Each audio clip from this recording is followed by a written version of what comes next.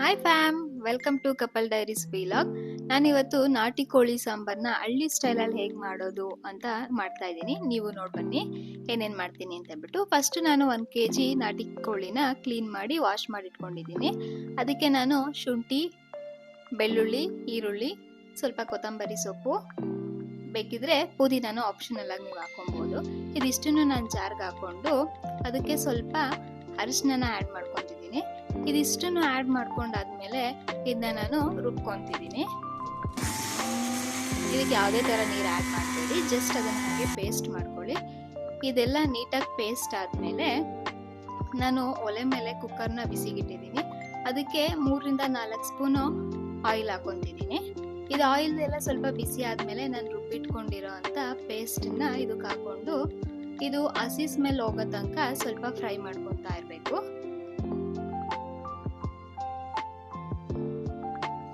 ಇದೆಲ್ಲ ನೀಟಾಗಿ ಫ್ರೈ ಆಗಿದೆ, ಹಸಿ ಸ್ಮೆಲ್ ಎಲ್ಲ ಹೋಗಿದೆ ಅಂತ ಅನ್ಸಿದ್ಮೇಲೆ ವಾಶ್ ಮಾಡಿ ಇಟ್ಕೊಂಡಿರೋ ಅಂತ ಚಿಕನ್ನ ಇದಕ್ಕೆ ಆ್ಯಡ್ ಮಾಡ್ಕೊಬೇಕು.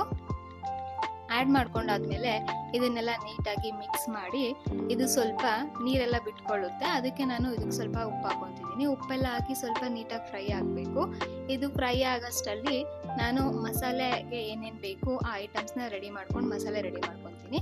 ಮಸಾಲೆಗೆ ಕಾಯಿ, ಶುಂಠಿ, 1 ಟೊಮ್ಯಾಟೊ, ಹುರಿಗಡಲೆ, ಸಾಂಬಾರ್ ಪೌಡರು, ಗರಂ ಮಸಾಲ ಮತ್ತು ಸ್ವಲ್ಪ ಅದಕ್ಕೆ ನಾನು ಚಕ್ಕೆ ಪೌಡರ್ನ ಆ್ಯಡ್ ಮಾಡ್ಕೊತಿದ್ದೀನಿ. ನೆಕ್ಸ್ಟ್ ಇದಕ್ಕೆ ಸ್ವಲ್ಪ ಕೊತ್ತಂಬರಿ ಸೊಪ್ಪು ಹಾಕೊಂಡು ಇದಿಷ್ಟನ್ನು ನೀಟಾಗಿ ರುಬ್ಕೊತಾ ಇದ್ದೀನಿ. ಇದೆಲ್ಲ ರುಬ್ಕೊಂಡಾದ್ಮೇಲೆ ಅದೆಲ್ಲ ನೀಟಾಗಿ ನೀರು ಬಿಟ್ಕೊಂಡು ಫ್ರೈ ಆಗಿರೋ ಚಿಕನ್ಗೆ ನಾನು ಇದನ್ನ ಆ್ಯಡ್ ಮಾಡಿಕೊಂಡು ಸಾಂಬಾರು ನಮಗೆ ಎಷ್ಟು ಕನ್ಸಿಸ್ಟೆನ್ಸಿ ಬೇಕೋ ಅಷ್ಟು ಕನ್ಸಿಸ್ಟೆನ್ಸಿಗೆ ನಾನು ನೀರನ್ನ ಆ್ಯಡ್ ಮಾಡಿಕೊಂಡು ಒಂದ್ಸಲ ಚೆಕ್ ಮಾಡ್ಕೊತಿದ್ದೀನಿ ಕರೆಕ್ಟಾಗಿದೆಯಾ ಕನ್ಸಿಸ್ಟೆನ್ಸಿ ಎಲ್ಲ ಅಂತ. ಹಾಗೆಯೇ ಉಪ್ಪು ಎಲ್ಲ ಕರೆಕ್ಟಾಗಿದೆಯಾ ನೋಡಿಕೊಂಡು ಇದಕ್ಕೆ ನಾನು ಲಾಸ್ಟಲ್ಲಿ ಸ್ವಲ್ಪ ಕೊತ್ತಂಬರಿ ಸೊಪ್ಪು ಹಾಕಿ ಕುಕ್ಕರ್ ಲಿಡ್ನ ಕ್ಲೋಸ್ ಮಾಡ್ತಾ ಇದ್ದೀನಿ. ಕ್ಲೋಸ್ ಮಾಡಾದ್ಮೇಲೆ ಇದು 4 to 5 ವಿಷಲ್ಸ್ ಬರಬೇಕು.